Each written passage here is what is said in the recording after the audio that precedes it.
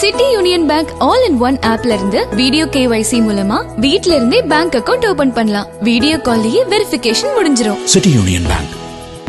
அவர் இந்த வியூகம் வகுக்கிறாருன்னா ஒரு மாநிலத்துல ஏகப்பட்டதா ஒரு சில விஷயங்களும் பண்ணுவாரு, சில அரசியலும் பண்ணுவாரு. என்னனாலும் வார்த்தை பயன்படுத்திக்கலாம், என்ன வார்த்தையாலும் பயன்படுத்திக்கலாம்.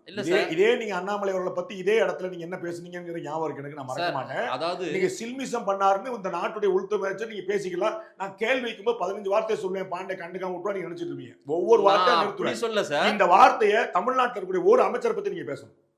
இந்த வார்த்தையை ஒரு அமைச்சர் பத்தி 35 அமைச்சர்ல ஒரு அமைச்சர் பத்தி சில்மிசம் பண்ணார அமைச்சர் நீங்க பேசணும். உள்துறை அமைச்சர் பேசுவீங்களா நீங்க? என்னனாலும் டேக்கன் கிராண்டடா? பல கட்சி எம்எல்ஏக்களை விலைக்கு வாங்கிட்டாங்க சார். நீங்க நியாயமான சார், நீங்க நடுநிலையாளர் சார், நீங்க நியாயமான. நீங்க தமிழ்நாட்டுல ஒரு அமைச்சர் பேர் சொல்லி இப்ப சொல்லுங்க.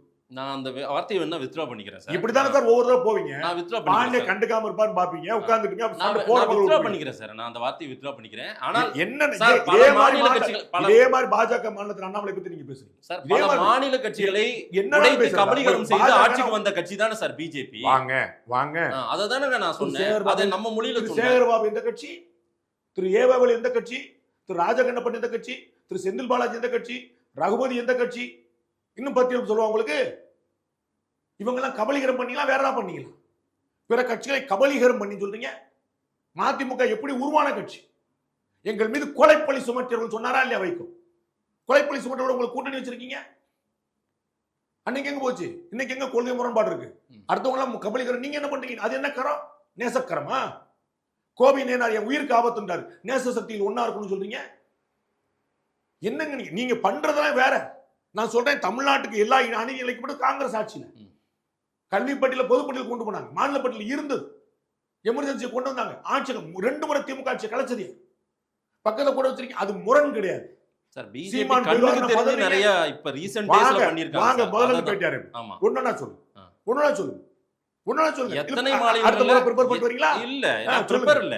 எத்தனை மாநிலங்கள்ல தமிழ்நாட்டுக்கு பிஜேபி கண்ணுக்கு நிறைய பண்ணி. எனக்கு தெரிஞ்ச குறுக்கு வழி அரசியல்னா பிஜேபின்னு நிறைய இப்ப பேச சொல்லாத நிறைய வந்திருக்கு. வாங்க ஒண்ணு அரசு பத்தி பேசுங்க, அரசியல் பத்தி வாங்க. நீங்க தமிழ்நாட்டுக்கு ஏகப்பட்ட அநீதி பிஜேபி கண்ணு முன்னாடி அழைச்சிருக்குன்னு சொன்னீங்க. நான் அப்படி சொல்லல, தமிழ்நாட்டுக்கு சொல்லல. தமிழ்நாட்டுக்கும் அந்த வியூகத்தை செய்ய போகிறாரு அமித்ஷா. நேத்துக்கு அவர் ட்விட்டர்ல தான் ஏதோ என்ன வேணுமோ செய்வாங்க, நீங்க செய்றீங்கல்ல. அதான் சொன்னேன், அதிமுக இருக்கிறவங்க அவங்க நல்லவங்க. திரு செந்தில் பாலாஜி அவர்களை பற்றி இன்னைக்கு தமிழக முதலமைச்சர் அன்னைக்கு பேசுறது இன்னைக்கு கூட வைரலா போயிட்டு இருக்கா இல்லையா? எல்லாரும் பேசுறாங்க. அப்ப அவர் அவ்வளவு விமர்சனம் நீங்க கூட்டி வச்சிருக்கீங்கல்ல. அன்னைக்கு எப்படி கெட்டவரா இருந்தார், இன்னைக்கு எப்படி நல்லவரா இருந்தார்? ஒரு சேகர் பாபு எதிர வடசென்னை மாவட்டத்தில் இருக்கும் அவ்வளவு ஆர்ப்பாட்டம் திமுக கலெக்டர் பண்ணிருக்காரு. இன்னைக்கு செயல் பாபு மாறினாரா இல்லையா? இப்படி உங்களுக்கு கட்சி வந்தா அப்ப நீங்க என்ன பண்ணீங்க? எளிமையா யோசிக்கீங்களா?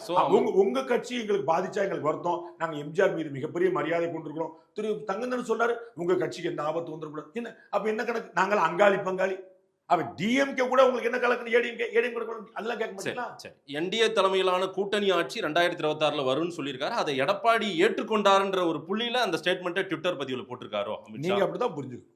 நீங்க அப்படிதான் புரிஞ்சுக்கணும். இல்ல நீங்க எப்படி புரிஞ்சுக்கிறீங்க? நீங்க அப்படிதான் புரிஞ்சுக்கணும். அப்படிதான் நான் புரிஞ்சுக்கிறேன்.